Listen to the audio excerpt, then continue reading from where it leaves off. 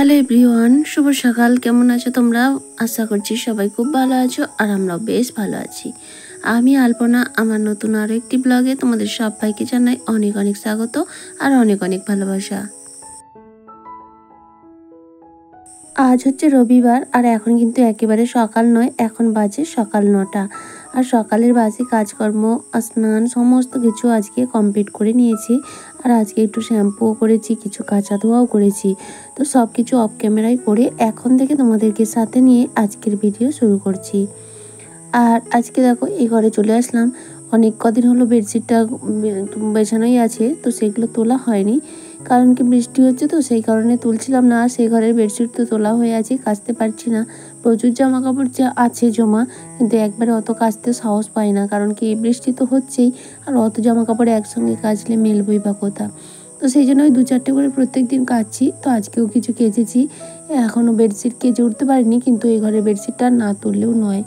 তাই আজকে বেডশিটটা তুলে আর দেখলাম ওই কোণটা একটু মাকড়সার জাল হয়েছে, তো সেটাকেও ঝেড়ে নিলাম। আর তারপরে দেখো আর একটা বেডশিট বিছিয়ে দিলাম। এটা কিন্তু একেবারেই নতুন, এটার মানে অর্ধেক করেছিলাম, অর্ধেকটা একবার বিছিয়েছিলাম, তারপরে আর বেছানো হয়নি। আর বাকি অর্ধেক যেটা নতুন ছিল সেটাই আজকে বিছিয়ে দিলাম। তো এই বেডশিটগুলো এই ঘরের জন্যই ঠিক আছে, বেশ ভালোই লাগছে।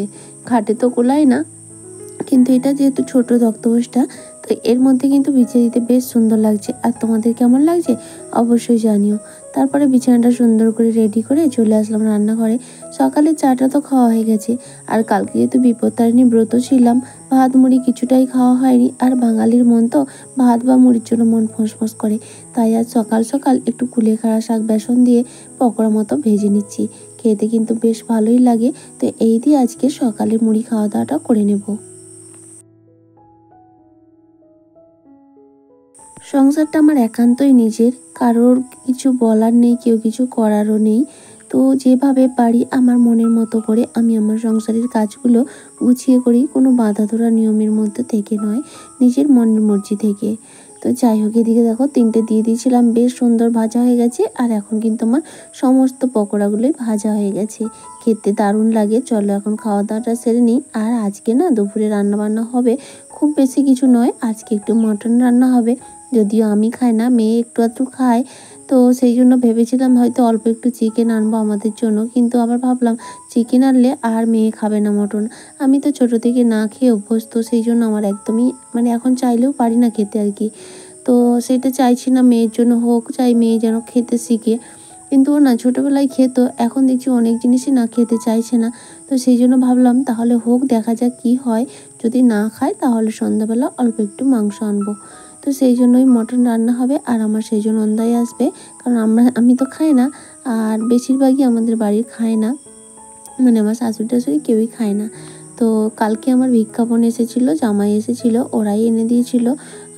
তো মানে ওরাই নিয়ে এসেছিলো আর কি। কালকে যেহেতু বিপত্তারিণী ব্রত ছিল, তাই কালকে আর রান্না হয়নি, তাই আজকে রান্না হবে। আর ওই জন্য তোমাদের দাদাভাইয়ের এক বন্ধু আর আমার সেজু নন্দাই আর তোমাদের দাদাভাই 3জন খাওয়া দাওয়া করবে। তো রান্না কিছুই করবো না, ওদের ওই মটন হবে আর এই কলমি শাক ভাজা করব। আর আমাদের জন্য মেয়ের জন্য আলু দিয়ে মাছ দিয়ে ঝোল করব। তবে যদি মটন মেয়েটাকে খাওয়াতে পারি, আর যদি না খায় অগত্যাই মাছ দিয়েই খাবে আর কি। তারপরে দেখো খাওয়া দাওয়া করে এখন চলে এসেছি শাকগুলো বাছতে। আর এই এতগুলো কলমি শাক বেশ বড় বড় হয়ে গেছে, সেই জন্য না শুধু ডগের দিকটাই নিয়ে নিচ্ছি। জানো তো বন্ধুরা, একটা কথা কিছুতেই বুঝতে পারছি না। গত বছর সেই ফেব্রুয়ারি মাস থেকে চলছে কুটুম্বে, তো এখনও পর্যন্ত আমার পিছু ছাড়ছে না, প্রত্যেক মাসে ঠিক লেগেই আছে। এই তো তোমরা দেখলে শুক্রবার একটা অন্নপ্রাশনে গেলাম, আবার আগামীকাল মানে সোমবার একটা অন্নপ্রাশন রয়েছে। আবার ওই যে ভিক্ষাপন এসেছিলো, ওর ছেলের 5 বছরের বার্থডে, এই শ্রাবণ মাসের 2 তারিখ। আর শ্রাবণ মাসে আবার আমার মেয়ের জন্মদিন। তো সব মিলিয়ে বুঝতেই পারছো, একে একটা কুটুম্বিতে চালানো মানে কতটা মানে আমাদের মতো মধ্যবিত্ত সংসারে মাসে একটা করে যদি কুটুম্বিতে চালাতে হয়, তাহলে কীরকম একটা পরিস্থিতি হয় বলো তো। যেমন ভালো লাগে সেরকম কিন্তু কষ্টও হয়, তাই না? তো যাই হোক, চলতেই আছে। এই প্রায় 1.5 বছর হতে গেল, প্রত্যেক মাসে প্রায় একটা করে আছেই, লেগেই আছে জানো তো। তবে একটা জিনিস সবাই বলে আমার আশপাশে, বলছে তোমাকে সবাই এতটাই ভালোবাসে যার জন্য তোমাকে সবাই এত খোঁজ করে। হ্যাঁ, সেটা ঠিকই, আমার ব্যবহার, আমার পরিচয়, তো আমার এই ব্যবহার তাদের ভালো লাগে বলেই সবাই আমাকে খোঁজ করে। সবই ঠিক আছে, কিন্তু এই চালানো আমার পক্ষে বেশ কষ্ট হয়ে যায়। তো যাই হোক, কিছু করার নেই, করতে তো হবেই, কর্তব্য থেকে কখনোই পিছু পা হওয়া উচিত নয়। তো যাই হোক, ওদিকে আমি শাকটা চাপিয়ে দিলাম আর মাছের ঝোলটাও চাপিয়ে দিয়েছি। আমার রান্নাবান্না কমপ্লিট হলে সব শেষে তোমাদের দাদাভাই ওই মটনটা রান্না করবে।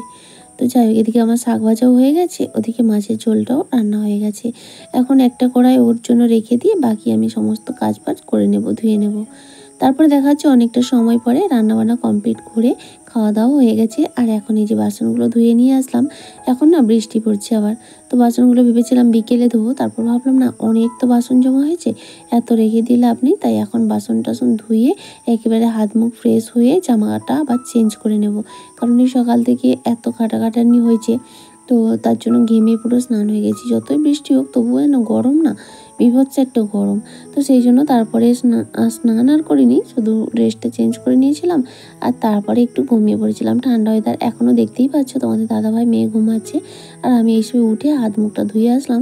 তা চুলটা একটু আঁচড়ে নিচ্ছি, যেহেতু শ্যাম্পু করা ছিল তখন ওই হালকা একটু আঁচড়ে চুলটা ওই আটকানোই ছিল, কারণ কাজের মধ্যে তো খুলে রাখতে পারছিলাম না।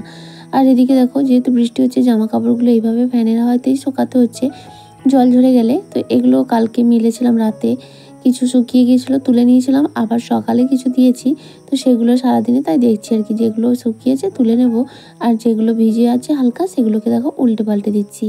আবার বাইরে কিছু জমা মেলা হয়ে আছে, যেগুলো শুকিয়ে গেছে, জায়গা খালি হলে আবার ঘরে করে দেবো, সারা রাতে ফ্যান চলবে তো শুকিয়ে যাবে। এইভাবেই করতে হয় আর কি। আর তারপরে চলে আসলাম, দেখো বিকেলে ঘর দুয়ারটা একটু ঝাড় দিয়ে নিতে হবে, কারণ বাইরে তো আর ঝাড় দিয়ে যাবে না, বৃষ্টি কাদা একদমই ভালো লাগে না। এখন অনেকটাই বেলা হয়ে গেছে, প্রায় 5:30 পৌনে 6টা মতো বাজে। ঠান্ডা ওয়েদার তো, ঘুম ধরে গিয়েছিলো আর তিনজনেই ঘুমিয়ে পড়ছি। ওদের তো এখনোই ঘুম ভাঙেনি। আমি এবার ডাকছি যে সন্ধ্যা হয়ে যাচ্ছে, এবার উঠে পড়ো। তো যাই হোক, ওই ঘরটা ঝাড় দিয়ে নিলাম, এখন এই ঘরটা ঝাড় দিয়ে তারপরে দুয়ারটাও ঝাড় দিয়ে নেবো। আর বিকেলে সেরকম কোনো কাজকর্ম নেই। মনীষা সাহা দিদিভাই কমেন্ট করে বলেছে, কেমন আছো তোমরা সবাই, অনেক অনেক দিন পর কমেন্ট করলাম, খুব ভালো লাগে তোমাকে। প্রথমেই বলি দিদিভাই, থ্যাংক ইউ সো মাচ। হ্যাঁ, তুমি অনেক দিন পরেই কমেন্ট করলে, তো আমি তো বুঝতেই পারছিলাম না তোমরা ভিডিও দেখো কি না। ওই কমেন্ট করলে মাঝে মধ্যে একটু বুঝতে পারি। আর আমরা সবাই মোটামুটি ভালো আছি, তোমরা কেমন আছো অবশ্যই জানিও। আর এইভাবেই কিন্তু তোমরা পাশে থেকো। বিদিশা দে কমেন্ট করে বলেছো, হাই দিদি কেমন আছো, তোমার ব্লগ আমি রোজ দেখি বাট কমেন্ট করা হয় না, আমার নামটা নিয়েও আজ করলাম।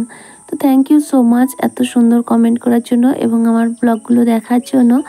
আর এই যে তোমার নামটা নিয়ে নিলাম বিদিশা। তো কেমন আছো অবশ্যই জানিও এবং এইভাবেই আমার পাশে থেকো। তারপরে ওদিকে সন্ধ্যে টন্ধে দেওয়া কমপ্লিট হয়ে গেছে, আর যেহেতু ঠান্ডার ওয়েদার তাই ভাবলাম একটু চা করব। ওদিকে মেয়ে তো খাওয়া দাওয়া করে নিচে উঠে একটু মিষ্টি খেয়েছে, বলছে আমি আর কিছু খাবো না, মিষ্টি খেয়েই আমার পেট ভরে গেছে। তো ওকে পড়তে বসাবো, তার আগে ভাবলাম একটু চা করি।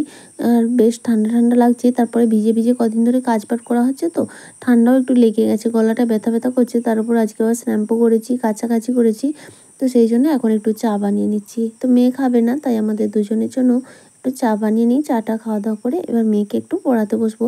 হ্যাঁ, ওই ঘরের বিছানাটা গোছাতে হবে, কারণ কি ওই ঘরে তো ঘুমানো হয়েছিল, তো বিছানাটা অগোছালো রয়েছে, মেয়ে পড়তে বসবে, সেই জন্য বিছানাটাও গুছিয়ে নেব। তাহলে চলো বন্ধুরা, বাকি কাজগুলো করতে করতে আমার প্রত্যেক দিনের মতো মিষ্টি দিদিভাইদের নাম নিয়ে নিই, যারা এত সুন্দর সুন্দর কমেন্ট করেছো।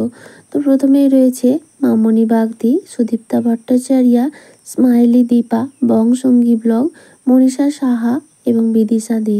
থ্যাংক ইউ সো মাচ, তোমাদের সবাইকে অসংখ্য ধন্যবাদ। এইভাবেই তোমরা আমার পাশে থেকো আর এইভাবেই সাপোর্ট করো। সেই সঙ্গে বলি বন্ধুরা, আমার আজকের ভিডিওটা তোমাদের কেমন লাগলো অবশ্যই একটা কমেন্টের মাধ্যমে জানিও। আর যদি ভালো লাগে তাহলে প্লিজ একটা লাইক করে দিও, আর চাইলে তোমরা ভিডিওগুলো শেয়ারও করতে পারো। আর আজকের ভিডিওতে যদি তুমি নতুন বন্ধু হয়ে থাকো, চাইলে চ্যানেলটা সাবস্ক্রাইব করে আমার পাশে থাকতে পারো। আর যারা অলরেডি এই কাজটা করে দিয়েছো তাদের সবাইকে জানাই অসংখ্য ধন্যবাদ। আর এদিকে দেখো, বিছানাটা গুছিয়ে নিয়ে মেয়েকে পড়তে বসিয়ে দিলাম, অনেকটা সময় পরে আবার দেখা হচ্ছে। ওদিকে মেয়েকে পড়ানো কমপ্লিট হয়ে দেখিয়ে দিয়ে চলে এসেছি, এখন মেয়ে নিজে নিজে তার কাজগুলো করছে। আর এই যে মেয়ে তো দুপুরে খাই না, একদম এক পিসও খেয়ে দেখেনি, আর আমি তো খাই না, সেই জন্য আবার রাতে একটু চিকেন আনা হয়েছে, সেটাই এখন রান্না করে নিয়েছে তোমাদের দাদাভাই। আর ওদিকে ভাত তো হয়েই গেছে। এখন এটা হয়ে গেলেই আমরা কিন্তু খাওয়া দাওয়া করে নেব। রাত প্রায় 10:30টার মতো বেজে গেছে, কারণ রান্নাটা বসানোই হয়েছে 9টার পর। সমস্ত জোগাড়যন্ত্র করে তারপর ওদিকে মেয়েকে পড়াতে পড়াতে অনেকটাই লেট হয়ে গেছে।